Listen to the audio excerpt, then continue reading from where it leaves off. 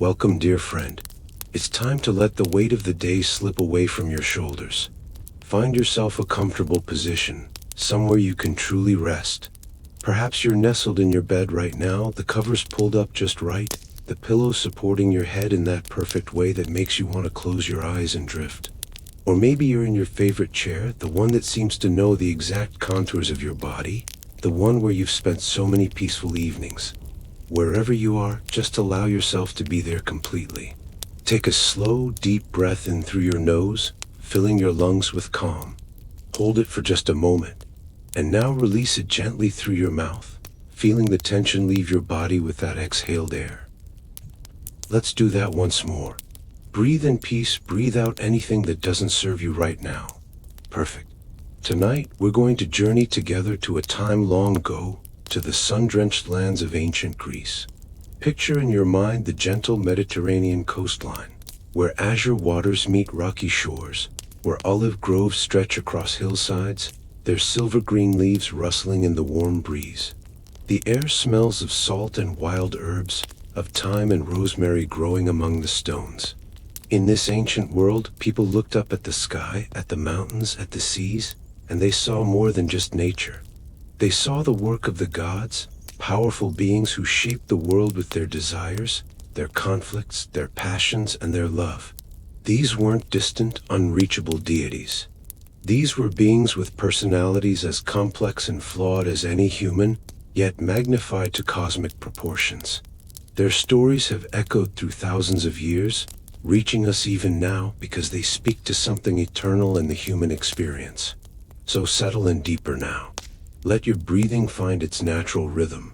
As I tell you these ancient stories, just listen, just drift, just allow the images to form in your mind like dreams taking shape in the twilight space between waking and sleep. We'll explore the relationships between the mighty Olympians, discover the most beautiful love story ever told, and uncover a tragedy that still resonates with painful truth today. Let the gentle flow of these ancient tales carry you toward peaceful rest. To understand the world of Greek mythology, we must first climb the highest mountain in all of Greece. Mount Olympus rises nearly 3,000 meters above sea level, its peak so high it disappears into the clouds. The ancient Greeks believed that above those clouds, beyond where mortal eyes could see, there existed a paradise, a divine realm where the 12 great Olympian gods made their home. This wasn't just a physical place. It was a reflection of everything the Greeks understood about power, family, love, jealousy, wisdom, war, beauty, and all the complicated emotions that make us human. At the very center of this divine realm sat Zeus, the king of gods and men, ruler of the sky and wielder of the thunderbolt. But to call Zeus simply a king is to miss the complexity of his character. Zeus was, in many ways, the ultimate patriarch, the father figure magnified to cosmic proportions, complete with all the strengths and flaws that implies. He had overthrown his own father, Kronos, who had in turn overthrown his father before him. This cycle of sons overthrowing fathers was central to Greek mythology, reflecting perhaps the eternal tension between generations, between the old ways and the new. Zeus possessed tremendous physical power. With a gesture, he could summon storms that would tear ships apart on the wine-dark sea. His thunderbolts, forged by the craftsman god Hephaestus in his volcanic workshops, could shatter mountains and strike down anyone who defied him, mortal or immortal. When Zeus spoke, his word was law. When he made a promise, even the other gods had to honor it, for Zeus was the keeper of oaths, the guardian of justice, the protector of guests and suppliants. In these roles, he embodied the highest ideals of Greek society. Yet Zeus was also notorious for his countless affairs. Despite being married to Hera, the goddess of marriage itself, Zeus could not seem to resist pursuing beautiful mortals and goddesses alike. He transformed himself into countless shapes to seduce or deceive. He became a swan to approach Leda, a shower of gold to reach Danae locked in her bronze chamber, a white bull to carry off Europa across the sea. These weren't just stories of divine mischief. They represented Zeus's ultimate power, his ability to cross any boundary, take any form, go anywhere he desired. In a way, his infidelities were another expression of his kingship, an assertion that no rule, not even the sanctity of his own marriage, could constrain him. This created the central tension in the Olympian household, because Hera was not a goddess who accepted such treatment quietly. Hera was the queen of heaven, the goddess of marriage, family, and childbirth. She was, by all accounts, breathtakingly beautiful, with large, luminous eyes that earned her the epithet cow-eyed Hera in Homer's poetry, a description that sounds strange to modern ears but was the highest compliment in ancient Greek culture, suggesting eyes that were large, soft, and beautiful. Hera wore a crown and carried a scepter. She moved with the dignity and bearing of a queen, and she expected to be treated as such. But Hera's life was defined by betrayal. Again and again, Zeus pursued others, and again, Hera discovered these affairs. The pain of this repeated infidelity transformed her into something complex and often frightening. She became the goddess of jealous rage, pursuing Zeus's lovers and their offspring with relentless vindictiveness. She tormented Io, transforming her into a cow and sending a gadfly to sting her across the world. She delayed the birth of Hercules and made his entire life a series of impossible labors. She drove other women mad, struck them with curses, turned them into animals or monsters. Yet we must understand that Hera's rage came from a place of profound hurt. She wasn't simply a cruel goddess who enjoyed causing suffering. She was a wife and a queen whose position was constantly undermined, whose dignity was repeatedly trampled, whose marriage vows were broken again and again by the one being in the universe who was supposed to honor them above all others. In a society where a woman's honor and position came largely through her marriage and her children, Zeus's infidelities weren't just personal betrayals. They were public humiliations that struck at the very core of Hera's identity and power. The relationship between Zeus and Hera was, in many ways, the model for all the other complicated relationships on Olympus.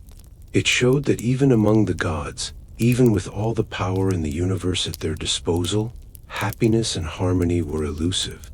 Love could exist alongside resentment. Commitment could coexist with betrayal. Power didn't bring peace. If anything, it seemed to magnify conflict. Beyond Zeus and Hera, there was Poseidon, the earth-shaker, god of the seas. Poseidon was Zeus's brother, and he never quite forgave losing the lottery that gave Zeus the sky and rulership over the cosmos, while Poseidon received the seas and Hades got the underworld. Poseidon was tempestuous like the element he ruled. His mood shifted like the tides. He could be generous, granting safe passage to sailors and blessing coastal cities with prosperity. But when angered, he was terrifying. He would strike the ground with his trident and cause earthquakes that swallowed entire cities. He would send massive waves to destroy fleets. He held grudges for years, even generations. The most famous example of Poseidon's vindictiveness is his treatment of Odysseus.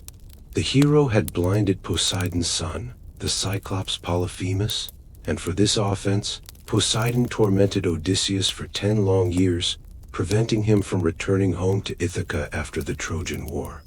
Every time Odysseus seemed close to reaching his homeland, Poseidon would send another storm, another obstacle, another delay. This wasn't just punishment. It was a statement about divine pride, about the danger of offending a god, even if you were in the right, even if you were defending yourself and your men as Odysseus had been. Poseidon's personality reflected the Greek relationship with the sea. The Mediterranean could be calm and beautiful, its waters sparkling under the bright sun, providing fish and enabling trade that connected the Greek world. But it could also be deadly, unpredictable, capable of sudden violence that sent ships to the bottom and drowned entire crews. Poseidon embodied both these aspects. He was necessary, powerful, and dangerous. The power dynamics among these three brothers, Zeus, Poseidon, and Hades, defined the structure of the cosmos in Greek thought. They had divided creation among themselves, and each ruled his domain with absolute authority. Yet Zeus was acknowledged as the king, the firstborn who had led the rebellion against their father and who now held the sky, which the Greeks considered the highest realm. Poseidon resented this but couldn't challenge it directly. Hades, ruler of the underworld, rarely left his dark kingdom and seemed to have accepted his role, though his realm was in many ways the most powerful, as all mortals eventually came to him, and even gods could be imprisoned there. Among the Olympians, there were three deities who stood apart from the usual intrigues of love and desire. Athena, Artemis, and Hestia were virgin goddesses, meaning they had sworn never to marry or take lovers. This wasn't a statement about purity in the way later cultures would understand it. Rather, it was a declaration of independence, a refusal to be defined by relationships with male gods, a claiming of power that existed outside the usual structures of marriage and family that dominated Olympian politics. Athena, the goddess of wisdom, warfare, and crafts, sprang fully formed from Zeus's forehead, according to the most famous version of her birth story. Zeus had swallowed her mother, Metis, while Metis was pregnant, fearing a prophecy that said his child might overthrow him, just as he had overthrown his father. But Athena couldn't be contained. When Zeus developed a terrible headache, Hephaestus split open his skull with an axe, and out came Athena, fully grown and fully armed, her armor gleaming, her spear sharp, her aegis shield bearing the image of the Gorgon Medusa. This unusual birth story gave Athena a unique position among the gods. She had no mother to speak of in practical terms, having emerged directly from the king of the gods himself. She was, in a sense, Zeus's favorite child, the one he trusted above all others. He allowed her to carry his thunderbolt and to wear his aegis, privileges granted to no other deity. Athena was the only one besides Zeus himself who could wield his ultimate weapons. But Athena's wisdom went far beyond warfare. She was the patroness of crafts, teaching mortals how to weave, how to work with clay, how to build ships that could withstand the seas, how to tame horses and use them for work in war. The city of Athens bore her name, won in a contest against Poseidon. When the city was being founded, both gods wanted to be its patron.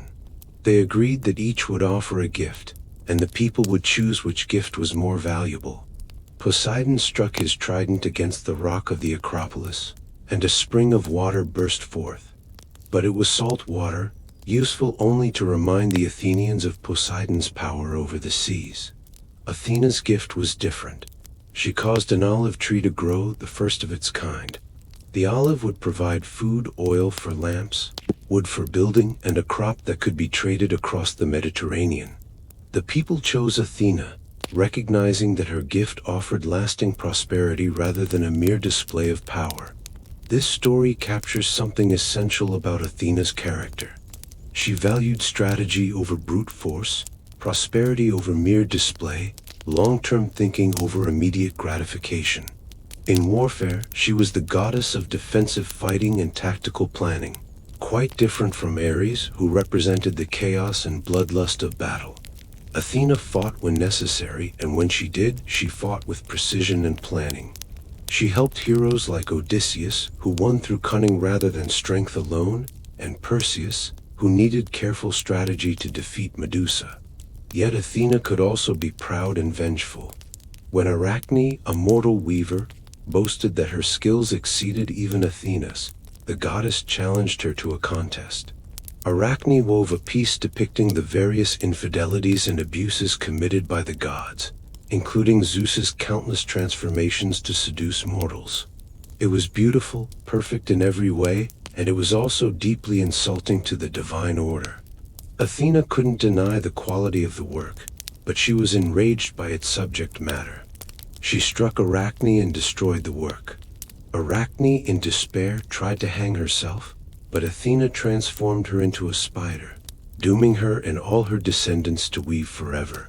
This story shows the limits of Athena's wisdom. For all her strategic thinking and her role as a civilizing force, she couldn't accept being bested by a mortal, couldn't tolerate criticism of the divine order, even when that criticism was justified. The gods, no matter how wise, still had their pride, and that pride often led to cruelty. Apollo was another deity whose influence spread across multiple domains. He was the god of the sun, of music, of poetry, of prophecy, of healing, and of plague. His very multiplicity made him complex. Apollo represented civilization at its height, the refined arts that separated humans from beasts, the ability to see the future and understand fate, the knowledge that could heal or harm depending on how it was used. Apollo was often depicted as the ideal of male beauty, young and athletic, with long golden hair and eternal youth. He carried a silver bow that could send arrows of plague among mortals or bring swift, painless death. He played the lyre so beautifully that even the other gods would stop to listen. At Delphi, his oracle was the most famous in all of Greece, where the Pythia, his priestess, would enter a trance and speak prophecies that shaped the decisions of kings and common people alike. But Apollo's love life was marked by tragedy and rejection. He pursued the nymph Daphne, who was so desperate to escape him that she prayed to her father, the river god, to transform her. Just as Apollo was about to catch her, she became a laurel tree forever beyond his reach. He loved Hyacinthus, a beautiful Spartan prince, but during a game of discus throwing, Apollo's throw was blown off course by the jealous wind god Zephyrus, and the discus struck Hyacinthus in the head, killing him. From the blood of Hyacinthus, Apollo caused the hyacinth flower to grow, its petals marked with letters that the Greeks read as Ai, an exclamation of grief. These stories of Apollo reveal something important about the Greek understanding of the gods. Even the most refined, most civilized, most beautiful of the deities couldn't control everything. Apollo could see the future, but he couldn't prevent tragedies in his own life. He could heal others but couldn't save those he loved. His domain included plague as well as healing, showing that knowledge and power over life always includes power over death. Apollo's twin sister, Artemis, was in many ways his opposite. Where Apollo represented civilization, Artemis was the goddess of the wild places, the forests and mountains where mortals rarely ventured. She was the goddess of the hunt, of wild animals, and of childbirth. That last domain might seem strange paired with the others, but the Greeks understood that birth was a wild, dangerous process, more connected to the raw forces of nature than to civilized life. Artemis roamed the forests with her band of nymphs, all of whom had sworn to remain virgins like the goddess herself. She was fiercely protective of her independence and her followers. When the hunter Actaeon accidentally stumbled upon Artemis and her nymphs bathing in a forest pool, the goddess transformed him into a stag, and his own hunting dogs tore him apart, not recognizing their master. This seems cruel until we understand what Actaeon's gaze represented. In seeing Artemis naked, he violated the sacred boundaries she had established around herself and her followers. He saw what no man was permitted to see. The punishment was severe, but it was also a statement about the goddess's absolute control over her own body and her own space. Artemis could be merciful, though, particularly to young women. She was invoked by women in childbirth, and she could grant an easy delivery or sudden, painless death.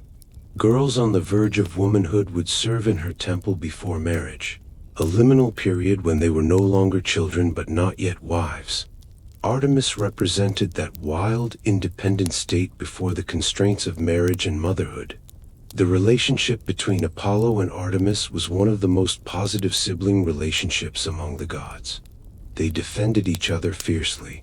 When the giant Tydeus tried to assault their mother, Leto, both twins shot him with so many arrows that his body was transformed into a landscape feature in the underworld, stretched across several acres, with vultures forever eating his regenerating liver. When Niobe, a mortal queen, boasted that she had 14 children while Leto had only 2, and thus should be honored above the goddess, Apollo and Artemis killed all 14 of Niobe's children with their arrows, showing that quality mattered more than quantity, and that insulting the gods brought terrible consequences. If Athena represented strategic warfare and disciplined craft, then the trio of Aphrodite, Ares, and Hephaestus represented passion in all its forms: desire, violence, and creative obsession. These three were locked in one of the most famous love triangles in all of mythology, a relationship that revealed the complicated connections between beauty, violence, and artistic creation.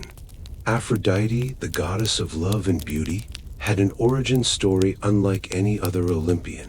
She wasn't born from parents in the usual way.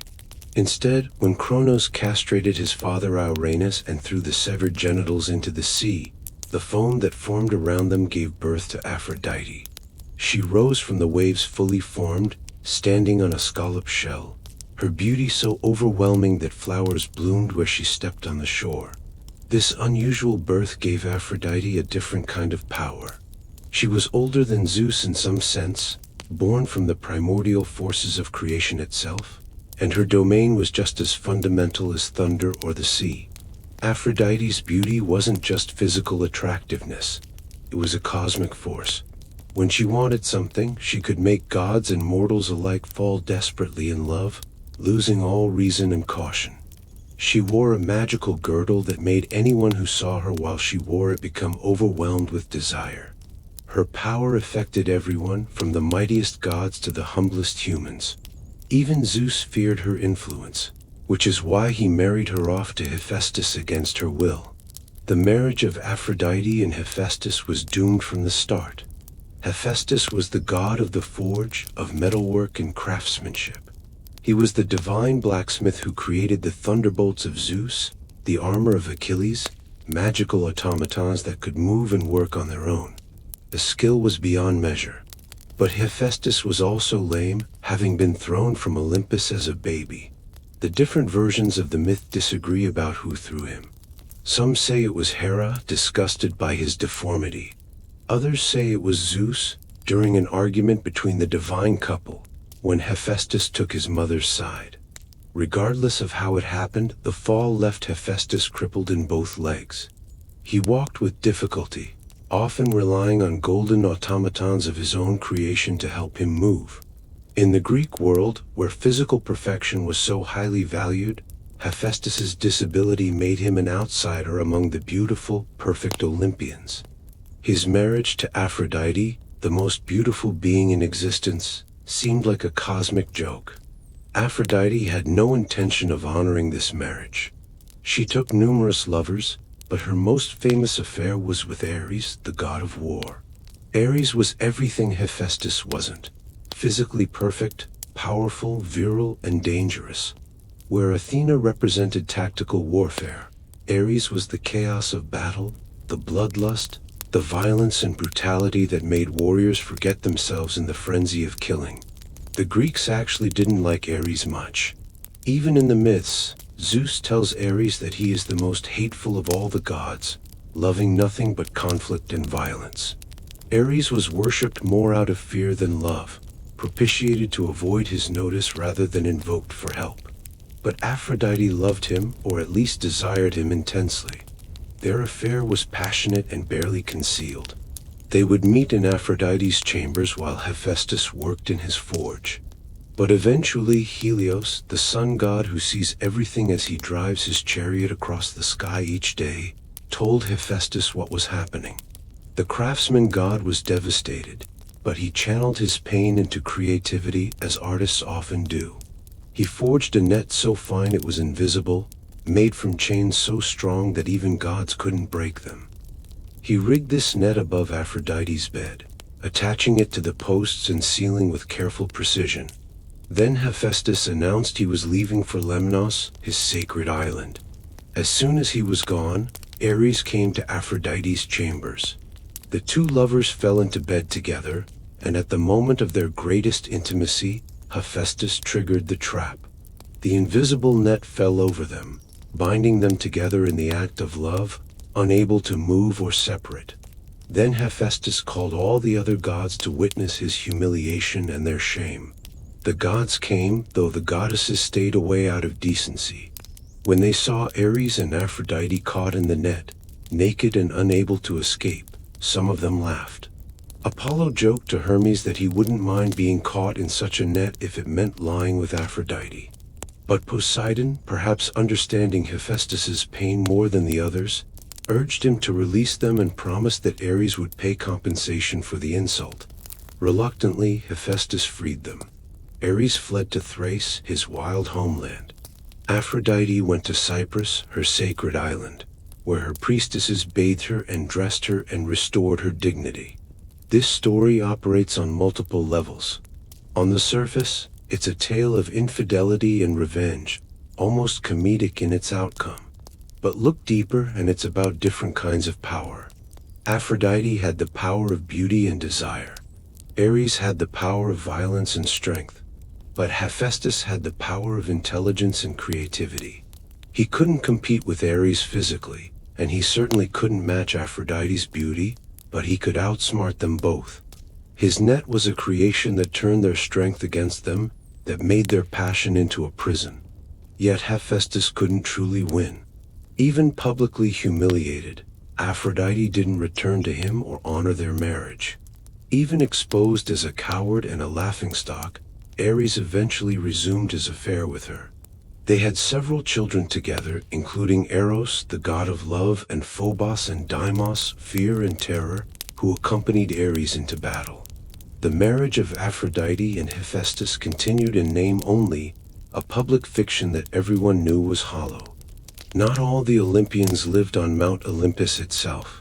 Some dwelt in places hidden from mortal eyes, ruling domains that were just as important as the sky or sea, but that mortals preferred not to think about too carefully.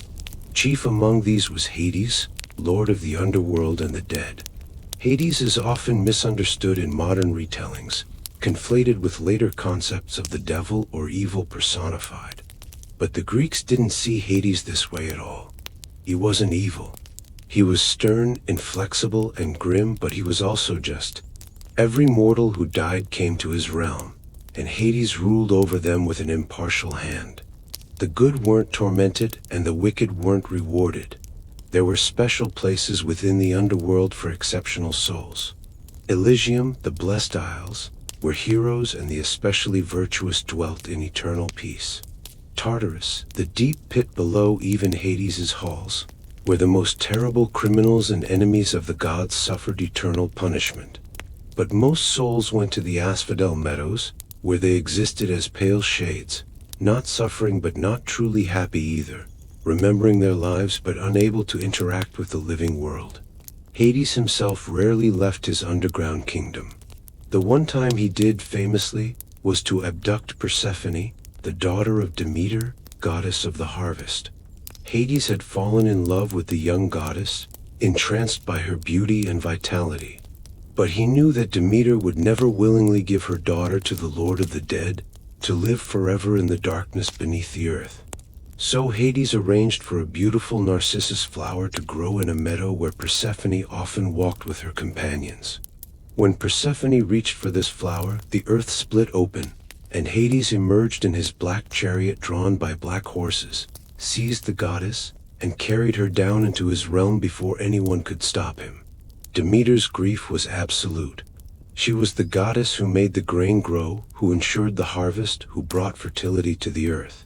When her daughter vanished, Demeter abandoned her duties. She wandered the earth searching for Persephone, not eating, not sleeping, not caring for the crops. The grain withered in the fields. The trees bore no fruit. Animals couldn't conceive.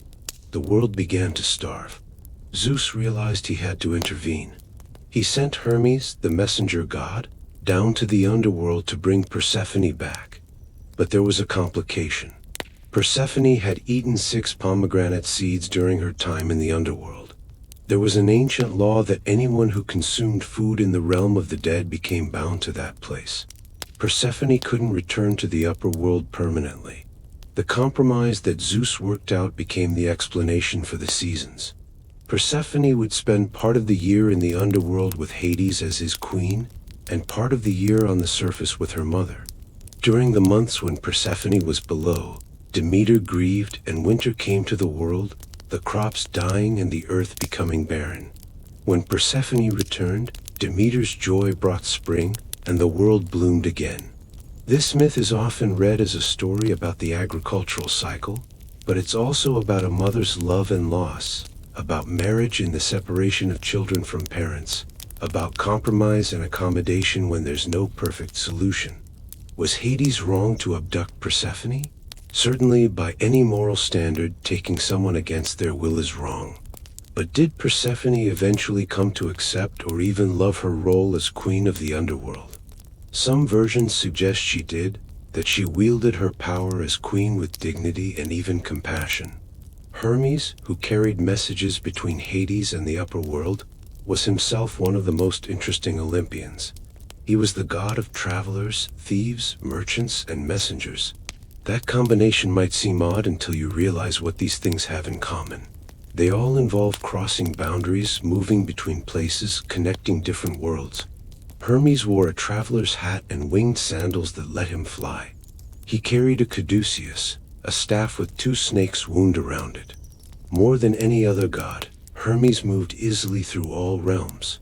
He could descend to the underworld without fear, something almost no other Olympian could do safely. Hermes was also a trickster. On the very day of his birth, he snuck out of his cradle, stole Apollo's sacred cattle, and ingeniously disguised their tracks by making them walk backwards. When Apollo discovered the theft and confronted the infant Hermes, the baby god played innocent. Eventually, Hermes charmed Apollo by inventing the lyre from a tortoise shell and offering it as a gift. Apollo, god of music, was so delighted with this new instrument that he forgave the theft and even gave Hermes his caduceus in exchange. This story established Hermes as clever, charming, and not entirely trustworthy, but also creative and able to talk his way out of trouble. He was the patron of thieves, but also of honest merchants. He guided dead souls to the underworld, but also helped the living find their way. He was a god of liminal spaces, of doorways and crossroads, of the boundary between sleep and waking, life and death. Dionysus, the god of wine, ecstasy, and theater, was perhaps the most paradoxical of all the Olympians. He was the only major god who had a mortal parent. His mother was Semele, a Theban princess who had an affair with Zeus. When the jealous Hera discovered this, she disguised herself and convinced Semele to ask Zeus to reveal himself in his true divine form. Zeus had promised Semele anything she wanted, and bound by his oath, he agreed. But mortals couldn't withstand the sight of a god's true form. Semele was incinerated instantly by the divine radiance. Zeus managed to save the unborn Dionysus by sewing the fetus into his own thigh, where the child finished developing. Thus Dionysus was twice born, once from his mother and once from his father, and he was the only god who had experienced mortal vulnerability through his mother's humanity. Dionysus brought wine to humanity, teaching people how to cultivate grapes and ferment them.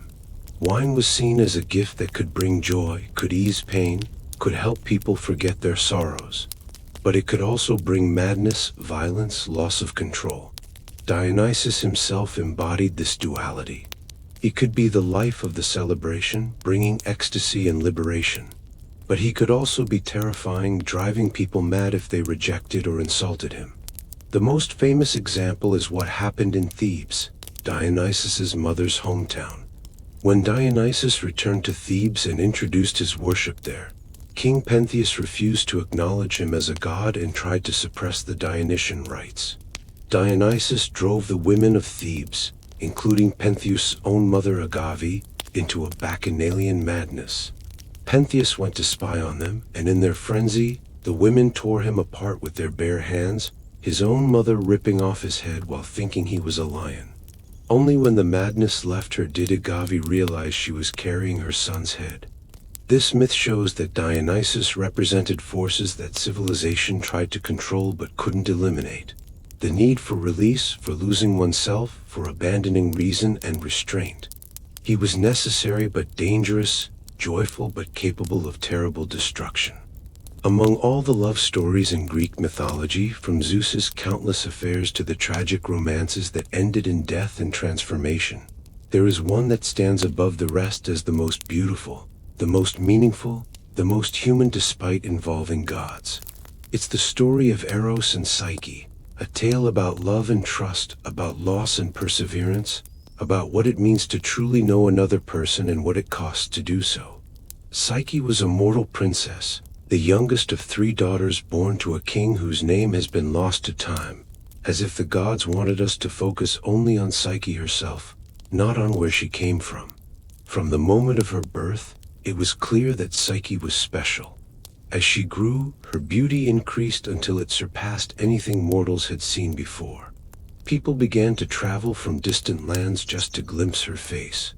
They would gasp when they saw her, would call her the new Aphrodite, would say that the goddess of beauty herself had taken mortal form and walked among them. This was dangerous talk. The people began to neglect Aphrodite's temples. Why worship a distant goddess when they could see perfection itself by looking at Psyche? The temples grew empty. The altars went cold. The sacred fires died down to embers and then to ash. And Aphrodite, watching from Olympus, felt her worshippers abandoning her, felt the attention that was rightfully hers being given to a mortal girl, and her rage grew like a storm building on the horizon. Aphrodite summoned her son Eros. In the Greek tradition, Eros was no cherubic baby. He was a young man of devastating beauty himself, with golden wings that could carry him anywhere in an instant. He carried a bow and two kinds of arrows. The golden arrows caused instant, overwhelming love in whoever they struck. The lead arrows caused instant aversion and disgust. With these weapons, Eros was perhaps the most powerful force in the cosmos, capable of making anyone, god or mortal, fall in love or hate at his mother's command. Aphrodite's instructions were clear and cruel. She told Eros to fly to where Psyche lived, to use his golden arrow to make the girl fall desperately in love with the most vile, degraded, monstrous creature he could find. She wanted Psyche humiliated, wanted her to be yoked to something so disgusting that all those who had praised her beauty would turn away in revulsion and horror. Eros flew to Psyche's kingdom. He found her sleeping in her chamber, moonlight streaming through the window and illuminating her face. And Eros, who had shot countless arrows into gods and mortals, who had caused innumerable loves and heartbreaks, who had seen every kind of beauty the world had to offer, looked at Psyche and felt his heart stop. She was more beautiful than he had imagined. But it wasn't just her physical beauty that captivated him. There was something in her face even in sleep, a gentleness, a kindness, an innocence that touched something in Eros's divine heart. He reached for one of his golden arrows, preparing to carry out his mother's command. But his hands were shaking. He looked at Psyche again, and as he looked, he accidentally pricked his own finger on the arrow's point. The golden tip pierced his divine flesh, and instantly, overwhelmingly, Eros fell in love. Not the gentle affection of a parent, not the casual attraction of a moment, but the all-consuming, identity-destroying love that his arrows always caused. He fell in love with Psyche so completely that everything else in his existence faded to insignificance. But Eros faced an impossible dilemma. He couldn't reveal himself to Psyche, couldn't court her properly, because if his mother discovered he had disobeyed her, Aphrodite's rage would destroy them both. So Eros flew to Apollo and begged for his help. Apollo, moved by Eros's desperate love, agreed to manipulate his oracle. Meanwhile, Psyche's life was becoming increasingly miserable despite her beauty. While people worshipped her from afar, no one actually approached her as a potential husband. Her older sisters had married kings and lived happy lives. But Psyche remained alone. Men would look at her and see something too perfect, too goddess-like, too far above them to approach. Psyche's father grew worried and consulted Apollo's oracle at Delphi. The oracle's prophecy was horrifying. Psyche would never marry a mortal man. Instead, she was destined to be the bride of a monster, a creature so terrible that even the gods feared it. Psyche should be dressed in funeral clothes, taken to the highest mountain peak, and left there alone to await her monstrous husband. The king and queen were devastated, but the oracle had spoken. They did as commanded, dressing Psyche in black instead of bridal white. They led her in a funeral procession up the mountain, accompanied by the wailing of the entire city. When they reached the peak, they kissed her goodbye, weeping, certain they would never see her again. Then they left her there alone in the darkness, standing on the edge of a cliff with the wind whipping her hair and her funeral garments. But Psyche, remarkable girl that she was, found a kind of peace in that moment. For months, she had been smothered by adoration that never asked what she wanted. If death was coming, at least it would be real. She stood on that cliff and waited, not with terror but with strange calm. Then a gentle wind began to blow, not the harsh mountain winds but something softer, warmer. This was Zephyrus, the west wind sent by Ares. The wind lifted Psyche gently off the mountain peak and carried her down to a hidden valley.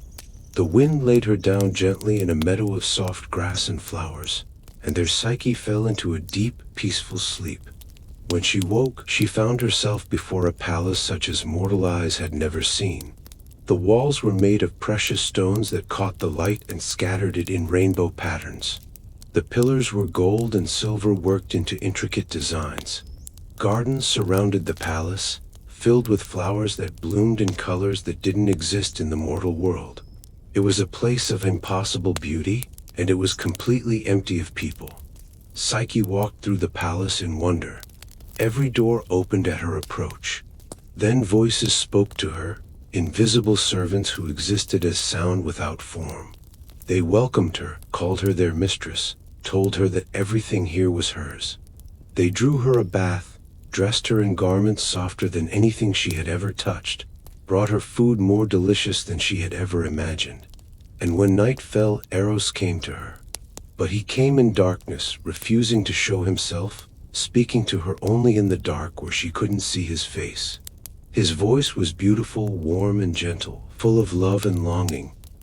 He told Psyche that she was his wife now, that he loved her beyond measure, that she would want for nothing. But she must never try to see him, never light a lamp, never look upon his face. If she did, he warned her, everything would be lost. And for a time Psyche was content. Each night, Eros would come to her in the darkness. They would talk for hours, sharing their thoughts and dreams and fears, learning each other in words and touch.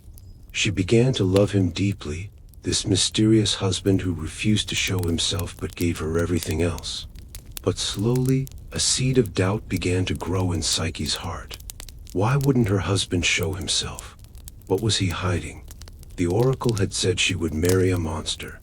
Was that what he truly was beneath the gentle voice and loving touch? And Psyche missed her family desperately. She begged her husband to let her sisters visit. Eros resisted at first, knowing nothing good would come of this visit. But Psyche's tears moved him, and finally he agreed. He sent Zephyrus to bring her sisters, with one condition. Psyche must not let them persuade her to look upon his face. The sisters came, and at first they were overjoyed to see Psyche alive. But as she showed them through the palace, as they saw the jewels and treasures, envy began to poison their joy. Their own husbands were kings, but their palaces were ordinary. Here was their youngest sister living in luxury beyond imagination. And her husband, this mysterious being, who was he? What did he look like? Why did he only visit at night? Her sisters latched onto the strangeness of the situation, and their envy found expression in false concern. "Don't you remember the oracle?" they asked. You were meant to marry a monster. This creature who comes to you in darkness must be hideous. What if he's fattening you up before he devours you? They left her with a plan. Tonight, while your husband sleeps, light a lamp. Look at his face. If he's truly handsome, you'll have nothing to fear. But if he's a monster, you'll need to protect yourself. They gave her a lamp and a knife. That night, Eros came to Psyche as always. They made love, they talked, and eventually he fell asleep in her arms, trusting completely. And Psyche, her heart torn between love and doubt, waited until she was certain he was deeply asleep. Then she slipped from the bed, retrieved the lamp and knife, and with trembling hands, lit the lamp and held it high. The light fell upon the most beautiful being Psyche had ever seen. This was no monster. This was Eros himself, the god of love, more beautiful than any mortal. His golden wings lay folded against his back, shimmering in the lamplight. Psyche stood transfixed, the knife falling forgotten from her hand. She leaned closer to see him better, overcome with relief and shame and renewed love. And as she did, a drop of hot oil fell from the lamp onto Eros's shoulder. Eros woke with a cry of pain, and seeing the lamp in Psyche's hand, seeing the broken trust, his face transformed from sleepy contentment to horrified grief. He rose from the bed, his wings unfurling. Without a word, he flew toward the window. Psyche, desperate, grabbed onto his leg, clinging to him as he rose into the air. He carried her this way for a short distance before she lost her grip and fell back to the earth. Then he spoke to her for the last time, his voice full of sorrow. He told her who he really was, how he had disobeyed his mother for love of her, how he had built this paradise for them. But love cannot survive without trust, he told her. She had promised never to look upon him, and she had broken that promise. Now he had to leave her, and she would discover what it truly meant to earn the love she had been given so freely. Then he was gone, vanished into the sky, and the palace around Psyche began to fade like a dream. The jewels and gold disappeared. The invisible servants fell silent. The gardens withered. Psyche found herself alone in an ordinary field, with nothing but the clothes on her back, pregnant with Eros's child, and no way to find him again. Psyche's first response was despair so complete she considered throwing herself into the nearest river. But something stopped her, whether courage or stubbornness or the first stirrings of new life within her. Instead of giving up, she decided to search for Eros, to find some way to win him back, to prove that her love was real even though her trust had faltered. She wandered from town to town, asking at every temple if anyone had seen the god of love, offering prayers at every altar. Eventually, she came to a temple of Demeter. The temple was in disarray with scattered grain and tools lying about. Psyche, even in her own distress, couldn't stand to see a sacred place so neglected. She began to clean and organize. Demeter herself appeared, moved by Psyche's respect. But when Psyche begged the goddess to help her find Eros, Demeter sadly shook her head. Aphrodite was furious, hunting for Psyche everywhere. Demeter couldn't help without making an enemy of Aphrodite. The same thing happened at Hera's temple. Psyche realized that no god would help her, that she would have to face Aphrodite directly. So she presented herself at Aphrodite's temple, ready to accept whatever punishment the goddess demanded. Aphrodite's rage when she saw Psyche was terrible to behold. The goddess struck her, tore at her hair, called her a slave and a thief. Then she gave Psyche an impossible task, the first of 4 trials that would test her to her very limits. Aphrodite led Psyche to a huge warehouse filled with an enormous pile of mixed seeds. Wheat, barley, millet, poppy seeds, lentils, beans, all jumbled together in a mountain that reached to the ceiling. By nightfall, Aphrodite commanded, Psyche must sort all these seeds into separate piles, each type by itself. Then the goddess left, confident that the task was impossible. Psyche looked at the mountain of seeds and knew she couldn't possibly complete the task in time. There were millions of seeds and she had only hours. She sat down and began to weep, overwhelmed by the impossibility of it all. But her kindness brought her unexpected help. A colony of ants that lived in the walls had been watching. They took pity on this beautiful, sad girl. The ants emerged by the thousands, a black stream of tiny workers who began sorting the seeds with incredible efficiency. Within hours, the enormous task was complete. When Aphrodite returned at sunset, she found the task completed perfectly, and her rage only increased. The next morning, Aphrodite gave Psyche her second task. Across the river, she told Psyche, there was a flock of golden sheep with fleece that shone like the sun. These sheep belonged to the sun god himself, and they were fierce, dangerous creatures. Psyche was to go to their pasture and bring back a handful of golden fleece before the day ended. Psyche went to the river and saw the sheep grazing in the distance, their fleece gleaming. But as she prepared to cross the river, a voice stopped her. It was a green reed growing by the riverbank, given speech by some friendly spirit. The reed warned her that the sheep were indeed dangerous, filled with violent energy from absorbing the sun's power all day. If she approached them now, in the heat of midday, they would kill her. Instead, the reed advised she should wait until evening when the sheep rested in the shade. Then she could safely gather fleece from where it had caught on brambles around the pasture. Psyche followed this advice, waiting patiently until the sun began to set. As twilight fell, the sheep became calm and drowsy. Psyche crossed the river carefully and quietly, gathering the golden fleece that had snagged on thorns and branches. The fleece was warm to the touch, still radiating the day's absorbed sunlight. When she brought it back to Aphrodite, the goddess's expression darkened further. 2 impossible tasks completed. The third task was even more dangerous. Aphrodite gave Psyche a crystal flask and pointed to a mountain in the far distance. At the top of that mountain, she explained, there was a spring from which flowed the waters of the river Styx. Psyche was to climb to the peak, fill the flask with this water, and return. The goddess didn't mention that the spring was guarded by dragons, that the rocks were slick and treacherous, that the path was barely more than a goat trail along sheer cliff faces. Psyche began to climb. The journey took days through increasingly harsh terrain, higher and higher until the air became thin and cold. When she finally reached the area near the peak, she found herself facing an impossible approach. The spring was in the center of a ring of jagged rocks, too smooth to climb.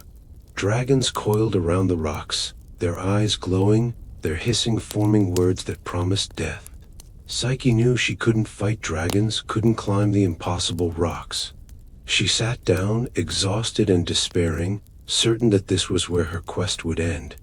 But Zeus himself had been watching Psyche's trials, and he had been moved by her determination, her courage in the face of overwhelming obstacles. Zeus sent his eagle, the great bird that carried his thunderbolts, to help her. The eagle swooped down, took the crystal flask in its talons, flew over the impossible rocks and past the dragons, filled the flask at the spring source, and brought it back to Psyche, placing it gently in her trembling hands.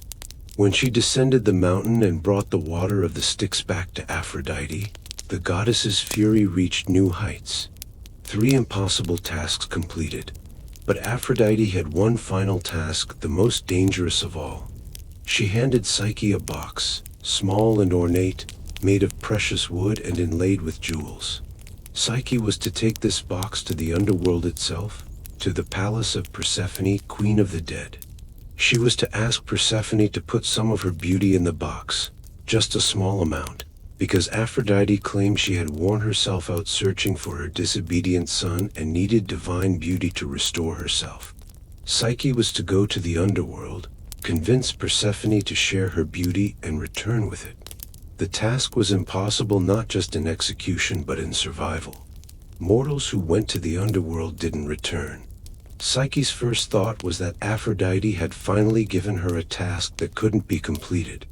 She climbed to the top of a tall tower, intending to throw herself off and reach the underworld dead rather than alive. Psyche's first response was despair so complete she considered throwing herself into the nearest river. But something stopped her, whether courage or stubbornness or the first stirrings of new life within her. Instead of giving up, she decided to search for Eros, to find some way to win him back, to prove that her love was real even though her trust had faltered. She wandered from town to town, asking at every temple if anyone had seen the god of love, offering prayers at every altar. Eventually, she came to a temple of Demeter. The temple was in disarray with scattered grain and tools lying about. Psyche, even in her own distress, couldn't stand to see a sacred place so neglected. She began to clean and organize. Demeter herself appeared, moved by Psyche's respect. But when Psyche begged the goddess to help her find Eros, Demeter sadly shook her head. Aphrodite was furious, hunting for Psyche everywhere. Demeter couldn't help without making an enemy of Aphrodite. The same thing happened at Hera's temple. Psyche realized that no god would help her, that she would have to face Aphrodite directly. So she presented herself at Aphrodite's temple, ready to accept whatever punishment the goddess demanded. Aphrodite's rage when she saw Psyche was terrible to behold. The goddess struck her, tore at her hair, called her a slave and a thief. Then she gave Psyche an impossible task, the first of 4 trials that would test her to her very limits. Aphrodite led Psyche to a huge warehouse filled with an enormous pile of mixed seeds. Wheat, barley, millet, poppy seeds, lentils, beans, all jumbled together in a mountain that reached to the ceiling. By nightfall, Aphrodite commanded, Psyche must sort all these seeds into separate piles, each type by itself. Then the goddess left, confident that the task was impossible. Psyche looked at the mountain of seeds and knew she couldn't possibly complete the task in time. There were millions of seeds and she had only hours. She sat down and began to weep, overwhelmed by the impossibility of it all. But her kindness brought her unexpected help. A colony of ants that lived in the walls had been watching. They took pity on this beautiful, sad girl. The ants emerged by the thousands, a black stream of tiny workers who began sorting the seeds with incredible efficiency. Within hours, the enormous task was complete. When Aphrodite returned at sunset, she found the task completed perfectly, and her rage only increased. The next morning, Aphrodite gave Psyche her second task. Across the river, she told Psyche, there was a flock of golden sheep with fleece that shone like the sun. These sheep belonged to the sun god himself, and they were fierce, dangerous creatures. Psyche was to go to their pasture and bring back a handful of golden fleece before the day ended. Psyche went to the river and saw the sheep grazing in the distance, their fleece gleaming. But as she prepared to cross the river, a voice stopped her. It was a green reed growing by the riverbank, given speech by some friendly spirit. The reed warned her that the sheep were indeed dangerous, filled with violent energy from absorbing the sun's power all day. If she approached them now, in the heat of midday, they would kill her. Instead, the reed advised she should wait until evening when the sheep rested in the shade. Then she could safely gather fleece from where it had caught on brambles around the pasture. Psyche followed this advice, waiting patiently until the sun began to set. As twilight fell, the sheep became calm and drowsy. Psyche crossed the river carefully and quietly, gathering the golden fleece that had snagged on thorns and branches. The fleece was warm to the touch, still radiating the day's absorbed sunlight. When she brought it back to Aphrodite, the goddess's expression darkened further. 2 impossible tasks completed. The third task was even more dangerous. Aphrodite gave Psyche a crystal flask and pointed to a mountain in the far distance. At the top of that mountain, she explained, there was a spring from which flowed the waters of the river Styx. Psyche was to climb to the peak, fill the flask with this water, and return. The goddess didn't mention that the spring was guarded by dragons, that the rocks were slick and treacherous, that the path was barely more than a goat trail along sheer cliff faces. Psyche began to climb. The journey took days through increasingly harsh terrain, higher and higher until the air became thin and cold. When she finally reached the area near the peak, she found herself facing an impossible approach. The spring was in the center of a ring of jagged rocks, too smooth to climb. Dragons coiled around the rocks, their eyes glowing, their hissing forming words that promised death. Psyche knew she couldn't fight dragons, couldn't climb the impossible rocks. She sat down, exhausted and despairing, certain that this was where her quest would end. But Zeus himself had been watching Psyche's trials, and he had been moved by her determination, her courage in the face of overwhelming obstacles. Zeus sent his eagle, the great bird that carried his thunderbolts, to help her. The eagle swooped down, took the crystal flask in its talons, flew over the impossible rocks and past the dragons, filled the flask at the spring source, and brought it back to Psyche, placing it gently in her trembling hands. When she descended the mountain and brought the water of the Styx back to Aphrodite, the goddess's fury reached new heights. 3 impossible tasks completed. But Aphrodite had one final task, the most dangerous of all. She handed Psyche a box, small and ornate, made of precious wood and inlaid with jewels. Psyche was to take this box to the underworld itself, to the palace of Persephone, queen of the dead. She was to ask Persephone to put some of her beauty in the box, just a small amount, because Aphrodite claimed she had worn herself out searching for her disobedient son and needed divine beauty to restore herself. Psyche was to go to the underworld, convince Persephone to share her beauty and return with it. The task was impossible not just in execution but in survival. Mortals who went to the underworld didn't return. Psyche's first thought was that Aphrodite had finally given her a task that couldn't be completed. She climbed to the top of a tall tower, intending to throw herself off and reach the underworld dead rather than alive. But the tower itself spoke to her, given voice by some pitying spirit. The tower told her there was indeed a way for the living to visit the underworld and return. There was a cave that led down to the river Styx. The tower gave her detailed instructions.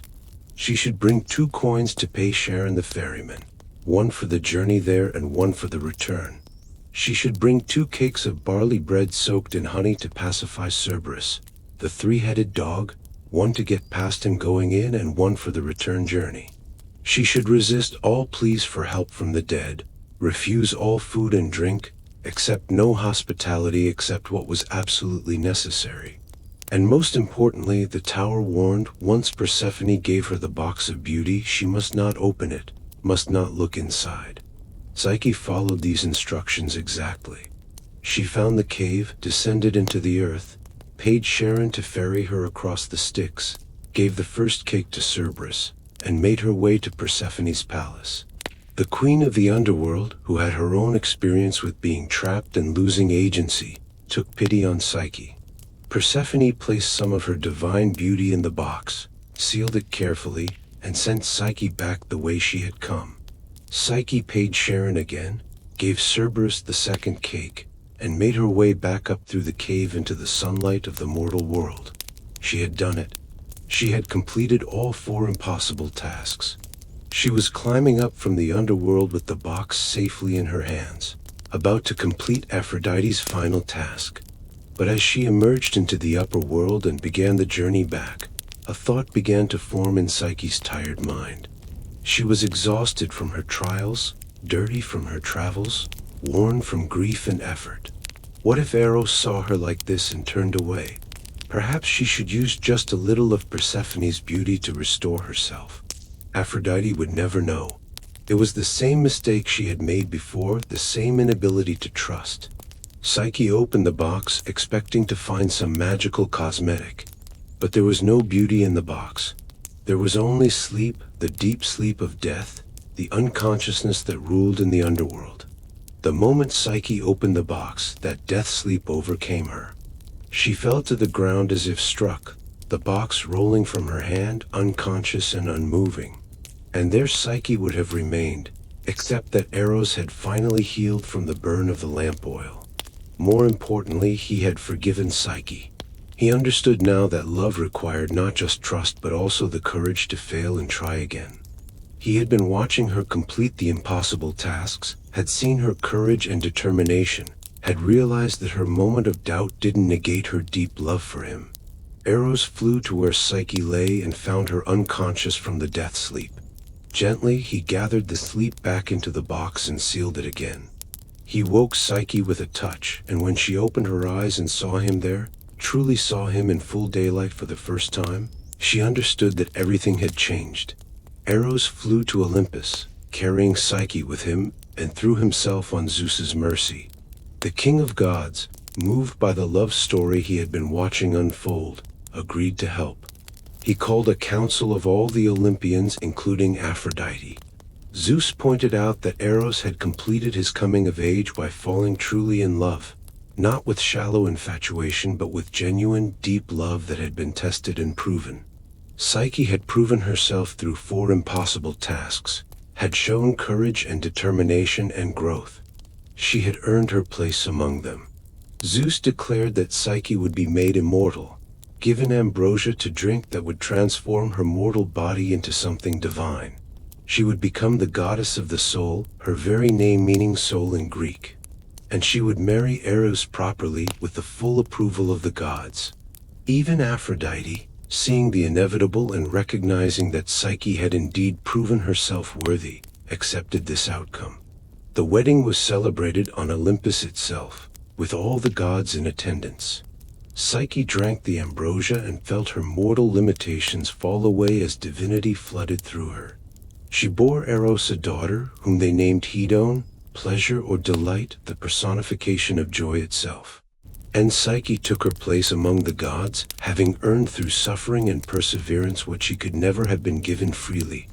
True partnership, genuine equality, love that was tested and proven rather than assumed and fragile. The story of Eros and Psyche is about many things. It's about how love requires both trust and the courage to fail. It's about how real intimacy requires knowledge, even when that knowledge comes with risk. It's about how easy it is to undermine happiness by demanding guarantees. But most of all, it's about growth through suffering, about how sometimes we have to lose everything to understand what we really have, about how love isn't just a feeling but a series of choices and actions that build something real. Now we turn to a much darker story, one that has been told and retold for millennia, interpreted and reinterpreted, often in ways that blame the victim rather than the perpetrators.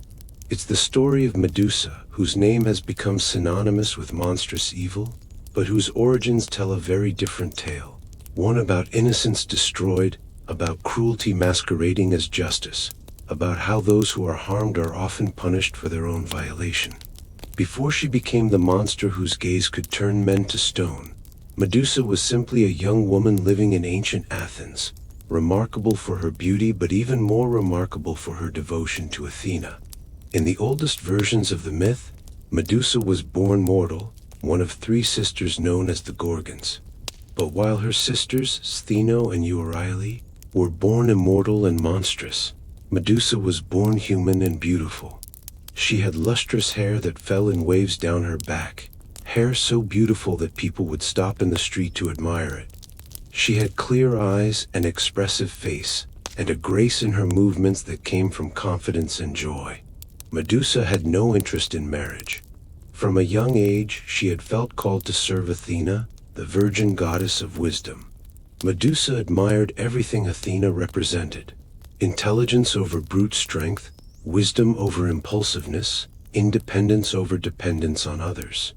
When Medusa came of age, she dedicated herself to Athena's service, taking vows of eternal virginity, promising to remain unmarried and pure, to devote her life to the goddess she admired above all others.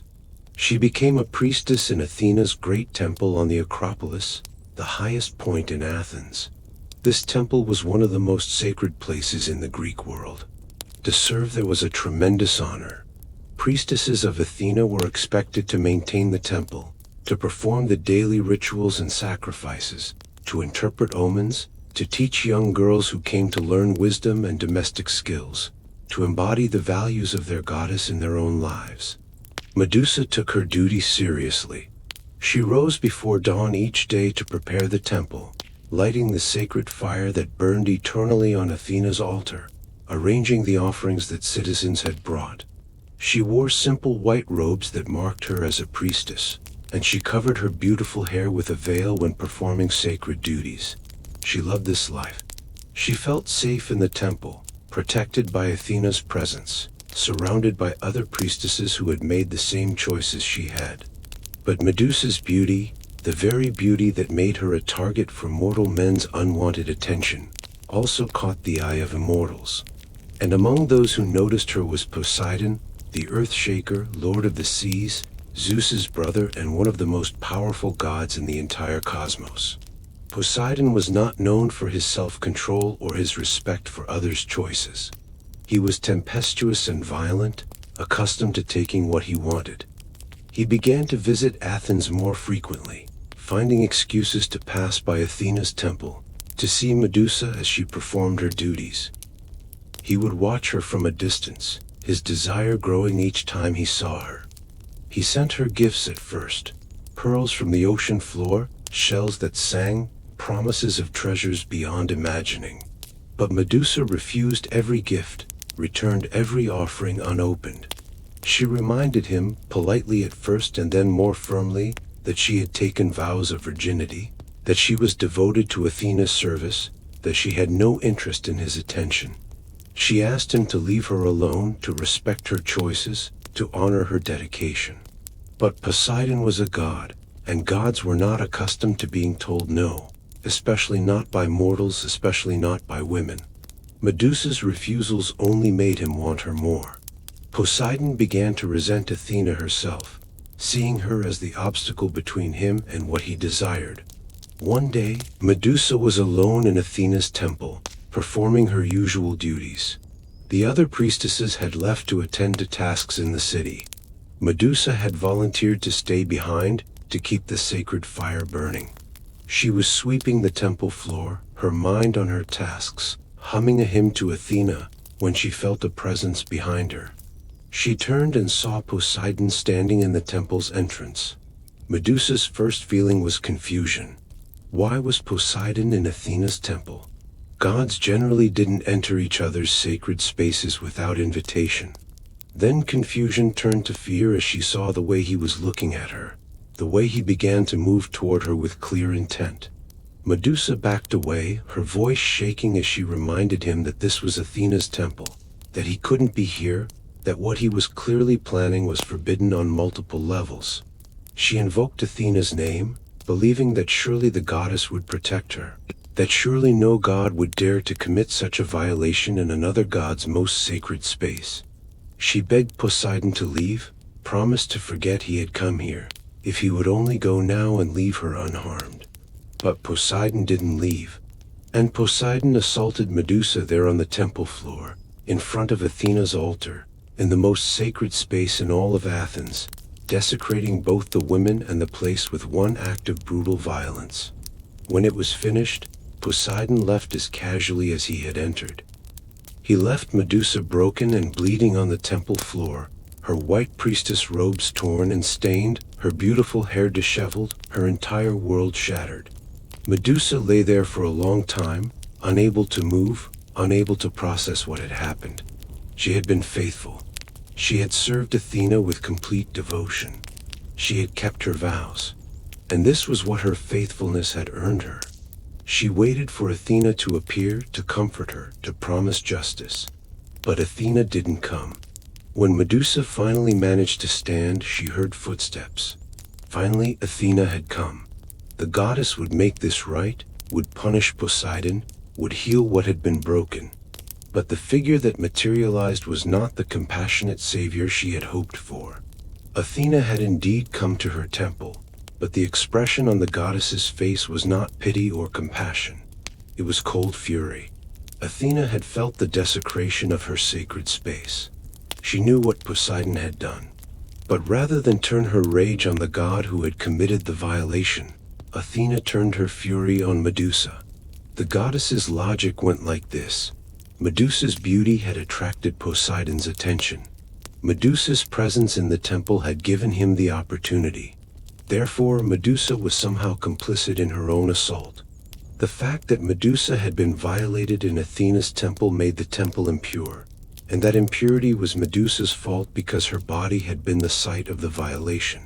In Athena's eyes, Medusa had broken her vows of virginity, never mind that those vows had been broken by force. The vows were broken, the temple was desecrated, and someone had to be punished. But Athena couldn't punish Poseidon. He was her uncle, one of the three great gods who ruled the cosmos, too powerful to challenge directly. So Athena did what so many in positions of power do when they can't punish the truly guilty. She punished someone weaker, someone who couldn't fight back, someone who could be blamed without consequences. Athena cursed Medusa. She transformed her faithful priestess into a monstrous punishment for being assaulted. The beautiful hair that Poseidon had admired became a nest of writhing serpents, venomous snakes that hissed and struck at anyone who came near. Medusa's clear eyes became cursed so that anyone who looked directly into them would turn to stone. Her smooth skin became rough and scaly. Her face became so horrid that people would flee in terror at the sight of her. Her graceful body became twisted and monstrous. And then, having destroyed everything Medusa was, Athena banished her from Athens, from the civilized world, sending her away to live alone on a distant island at the edge of the known world, a place of rock and sand and emptiness where no one else lived, where Medusa would spend the rest of her days in isolation, unable to have human contact without turning people to stone. unable to see her own reflection without feeling horror, unable to escape the curse that had been placed on her as punishment for being violated. The cruelty of this punishment is breathtaking. Medusa had done nothing wrong.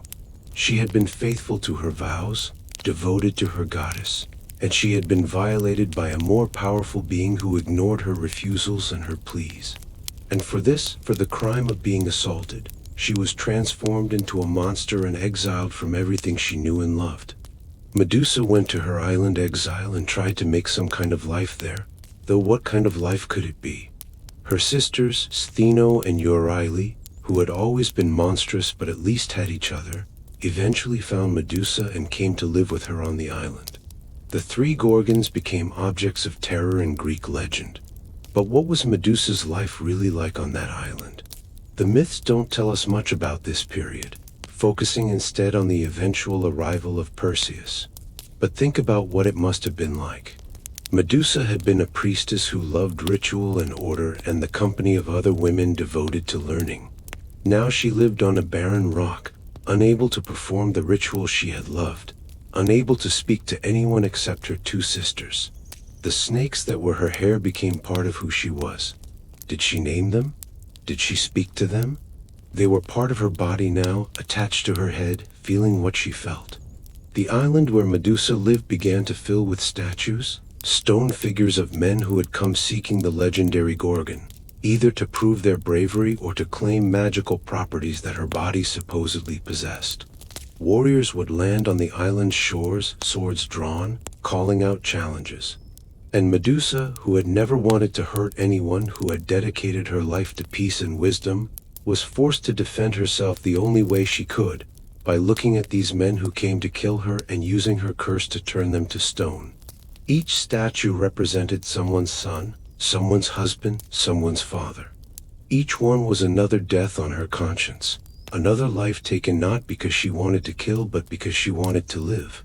The statues accumulated around her dwelling place like a terrible garden, a maze of frozen warriors. Did Medusa remember each face? Did she apologize to them as they turned to stone?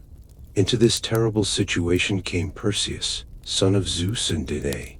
Perseus had his own complicated history. His grandfather had locked his mother in a bronze chamber to prevent her from having children. But Zeus had come to her as a shower of gold and impregnated her anyway. When Perseus was born, his grandfather locked Danae and baby Perseus in a wooden chest and threw them into the sea to drown. But they survived. When Perseus came of age, the local king, Polydectes, wanted to marry Danae, but Perseus stood in the way. So Polydectes devised a scheme to get rid of Perseus. He demanded wedding gifts from all his subjects. Perseus, being poor, boasted that he would bring any gift the king named, even the head of Medusa herself. Polydectes took him up on this offer. "Bring me Medusa's head," he commanded. It was a death sentence disguised as a quest. But Perseus was Zeus's son, and the gods took an interest in his quest. Athena, who wanted Medusa dead as a way of erasing the embarrassment of her own poor judgment, offered Perseus her polished shield, which could be used as a mirror to look at Medusa's reflection instead of directly at her. Hermes gave him winged sandals. Hades loaned him a helmet that would make him invisible. The nymphs gave him a magical bag. Armed with these divine gifts, Perseus set out for Medusa's island. He flew there with Hermes' sandals, approaching from above. He found her asleep, surrounded by stone statues. In some versions, Perseus specifically waited for her sisters to leave before attacking. Perseus, wearing Hades' helmet of invisibility and using Athena's shield as a mirror, approached her sleeping form. He saw her reflection in the polished bronze. Did he see any hint of the woman she had been before? Did he wonder why this monster had once been human? The myths don't suggest he did. To Perseus, Medusa was simply a monster to be slain, a quest to be completed, a trophy that would prove his worth. With one stroke of his divine sword, Perseus beheaded Medusa. The blade was sharp enough to cut through her cursed flesh, severing her head from her body. The snakes thrashed wildly as death took them. Perseus quickly grabbed the head by the serpent hair, stuffed it into the magical bag without looking at it directly, and prepared to flee. But something unexpected happened in that moment of death. From Medusa's severed neck, two beings were born, emerging from her blood as it spilled onto the ground. The first was Pegasus, the magnificent winged horse, pure white and beautiful. The second was Chrysaor, a giant warrior with a golden sword. These were Poseidon's children, conceived in the assault but trapped inside Medusa's transformed body until her death finally released them. Even in death, Medusa couldn't escape the consequences of what had been done to her. The violation had left her pregnant, and she had carried these children inside her for years without knowing, without being able to give birth in any normal way because her body was no longer normal. Only her death could free them, a final cruelty in a life that had been defined by cruelty from the moment Poseidon entered Athena's temple. Stheno and Euryale, Medusa's sisters, heard the commotion and came rushing back. But Perseus was already flying away with his divine winged sandals, invisible under Hades's helmet, carrying their sister's severed head in a bag. The two immortal Gorgons could do nothing but grieve, howling their rage and sorrow across the waves, causing storms and shipwrecks, but unable to bring back their sister, unable to undo what had been done. They had lost the only one of their number who had been born human, who had understood what it was to lose everything, who had been cursed rather than born cursed. Their grief was absolute and eternal, as they themselves were eternal, doomed to mourn forever a sister who had been murdered in her sleep after a life of suffering and isolation. Perseus flew back toward Greece, stopping along the way at various places where Medusa's head proved useful as a weapon. When the Titan Atlas refused to give him shelter, Perseus showed him Medusa's face, turning the great Titan into the mountain range that bears his name. When Perseus arrived back in his homeland and found that Polydectes had been forcing himself on his mother Danae in his absence, Perseus used Medusa's head to turn Polydectes and all his allies to stone. Eventually, Perseus gave Medusa's head to Athena, the goddess who had cursed her in the first place, completing the circle of cruelty. Athena mounted the head on her aegis, the shield she wore over her armor, where it remained forever after, Medusa's dead face staring out from Athena's breast, still able to turn enemies to stone even in death. The victim had become a decoration for her tormentor, a weapon for the goddess who should have protected her but instead destroyed her. Medusa couldn't find peace even in death. Her consciousness, her soul, whatever remained of the woman she had been, was trapped in that severed head, forced to serve the goddess who had failed her so completely. The myths celebrate Perseus as a hero. He had completed an impossible quest, had killed a terrible monster, had saved his mother from an evil king, had proven himself worthy of his divine heritage. He went on to have other adventures, to marry the princess Andromeda, to become a king himself, to father children who would found dynasties. His story had a happy ending by the standards of Greek heroes. But what about Medusa? Her story ended on that island, beheaded in her sleep, her body left to rot while her head became a trophy and then a weapon. The woman who had wanted only to serve her goddess, to live a life of wisdom and peace, had been violated, cursed, exiled, and murdered. And at every stage, the gods had either caused her suffering or failed to prevent it. Poseidon violated her. Athena cursed her. Perseus killed her. And the myths celebrate Perseus's achievement without acknowledging Medusa's tragedy. The story of Medusa has been told and retold countless times over thousands of years, and in many of those retellings something troubling happens. Medusa becomes the villain of the piece, a monster who deserved her fate, a creature of evil that heroes needed to destroy. Her origin story gets lost or forgotten or deliberately minimized. In some versions, she's born a monster with no human past. In others, she's said to have boasted about her beauty and challenged Athena, bringing the curse upon herself through pride. These retellings erase the violence done to her, or they suggest that somehow she deserved it, that she provoked it, that her beauty or her presence or her mere existence justified what happened to her. This pattern is painfully familiar.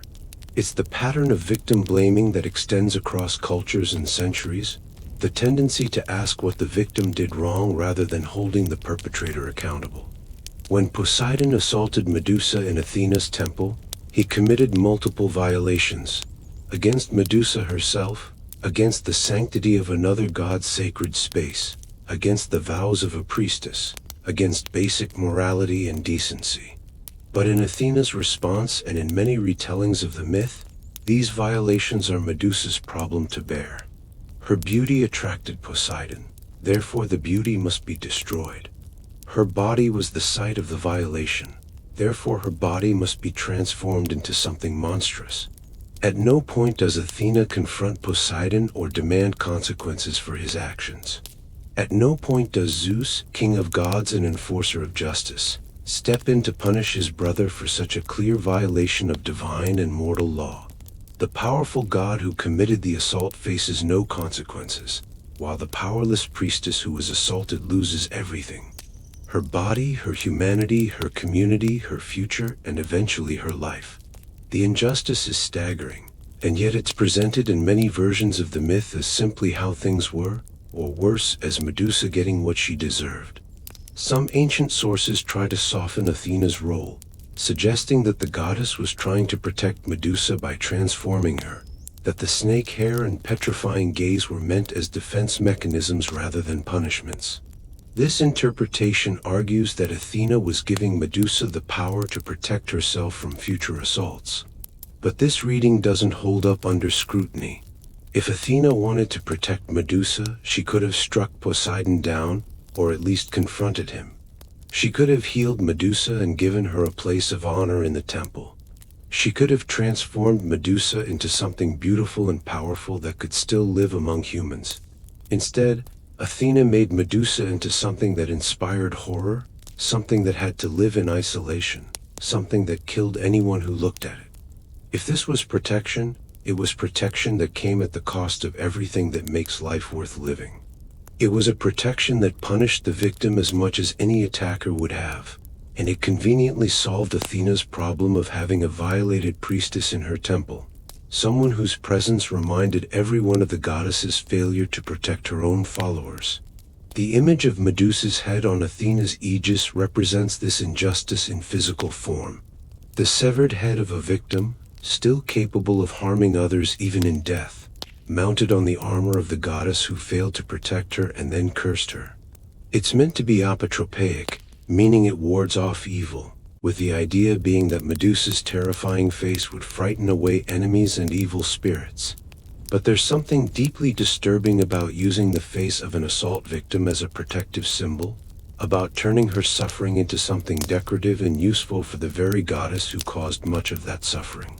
Yet the image of Medusa has also been reclaimed over the centuries by those who see in her story not a monster to be feared but a victim to be mourned and honored. Her face appears not just on Athena's shield but also on doorways, on amulets, on armor, on coins, always with the idea that her gaze could protect against harm. In some feminist reinterpretations, Medusa becomes a symbol of female rage, of justified anger at violation and injustice, of the power that comes from surviving trauma even when that survival transforms you into something the world considers monstrous.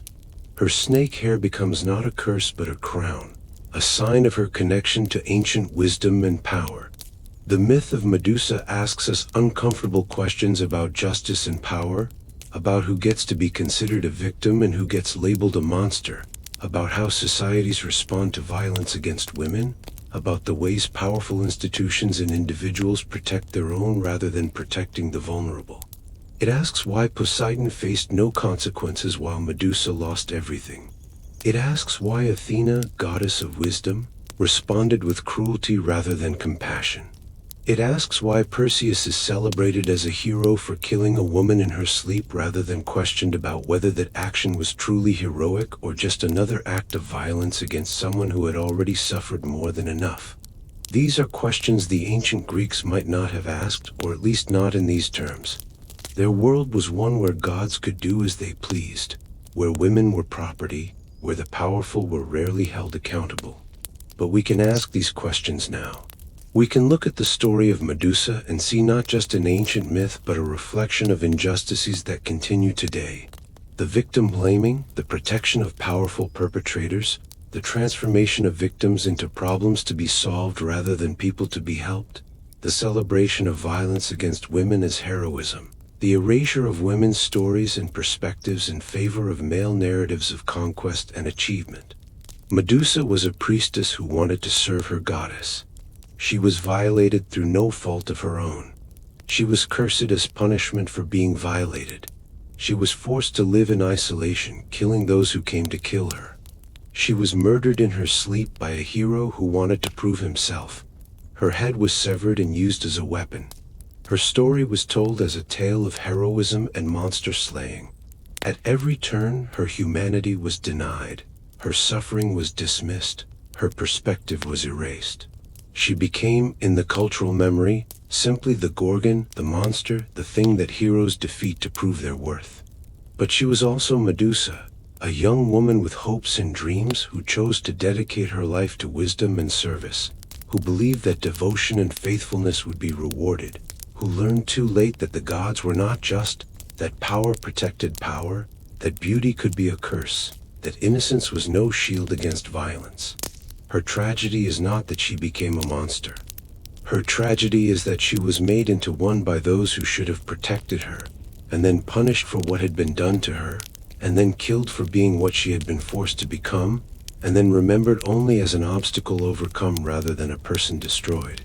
As we come to the end of these ancient tales, as the stories of gods and mortals, of love and transformation, of power and cruelty settle into your mind like sediment drifting to the bottom of a still pool, it's worth reflecting on what these myths meant to the people who first told them, and what they might mean to us now, thousands of years later.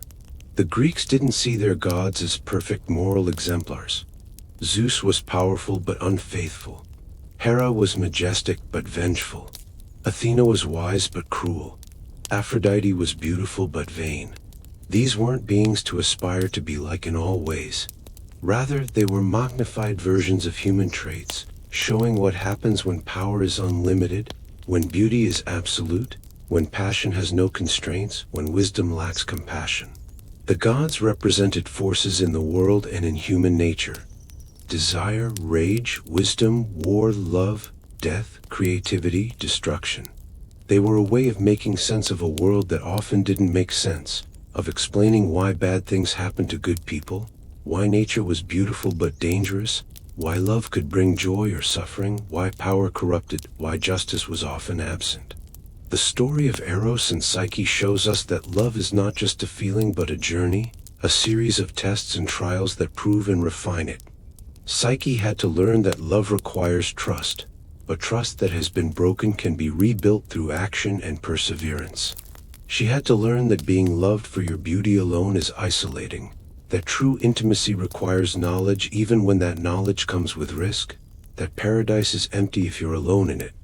Eros had to learn that love means choosing someone even when it's difficult, even when it means defying your family, even when it means being vulnerable. Together, they learned that love isn't about perfection but about growth, about becoming better versions of yourselves through the challenges you face together. The story of Medusa shows us the terrible consequences of victim blaming and the way power structures protect themselves at the expense of the vulnerable. It shows us that sometimes the person everyone calls a monster is actually a victim, that sometimes the hero everyone celebrates committed an act of violence rather than justice, that sometimes the gods who should protect us fail us or actively harm us.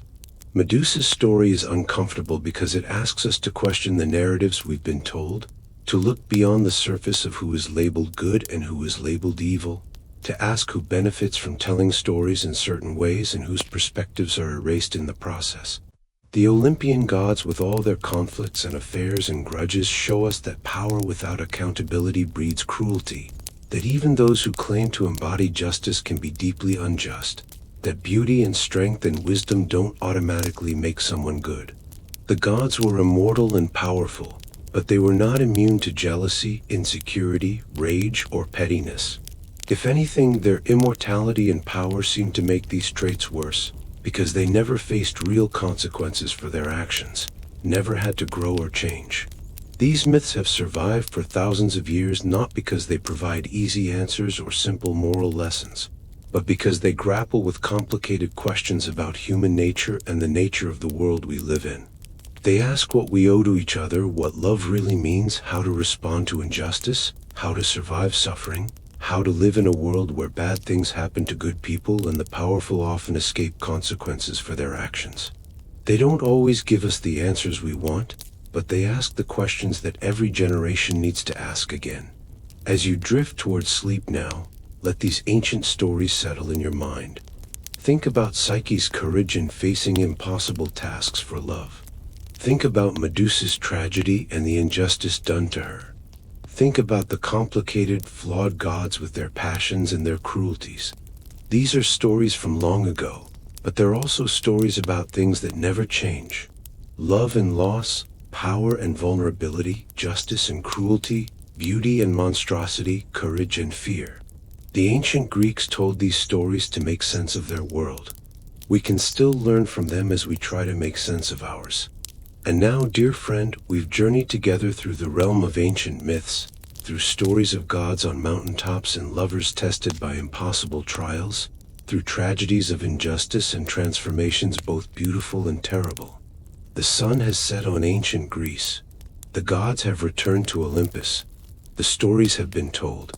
It's time now to let these tales fade into the background of your awareness, to let them become like dreams, vivid but distant, meaningful but not urgent. Let your body sink deeper into comfort. Feel the weight of your limbs heavy and relaxed. Let your breathing continue its slow, steady rhythm, each breath carrying you deeper into rest. The myths we've explored tonight are thousands of years old, but you are here now, in this moment, safe and comfortable, with nothing to do but rest. Tomorrow will bring its own challenges and joys, but tonight, there is only peace. There is only the gentle drift towards sleep. If you've enjoyed this journey through Greek mythology, I hope you'll like this video and subscribe to the channel for more sleep stories. There are so many more tales to tell, so many more ancient worlds to explore together, so many more peaceful journeys to take as you drift off to sleep. Your support means everything and helps me create more of these calming stories for you. But for now, just rest. Let the stories fade. Let the ancient world recede. Let yourself float in that peaceful space between waking and sleeping, where nothing is urgent, where everything is calm, where you are safe and comfortable and drifting into the gentle darkness of sleep. The gods watch over their ancient domains. Eros and Psyche are reunited in their divine happiness. Medusa's story has been told and remembered, and you, dear friend, can finally rest. Sleep well. Dream peacefully. And know that these ancient stories will be here waiting whenever you want to return to them. Whenever you need their wisdom or their wonder or simply their gentle voice carrying you towards sleep. Until next time, good night.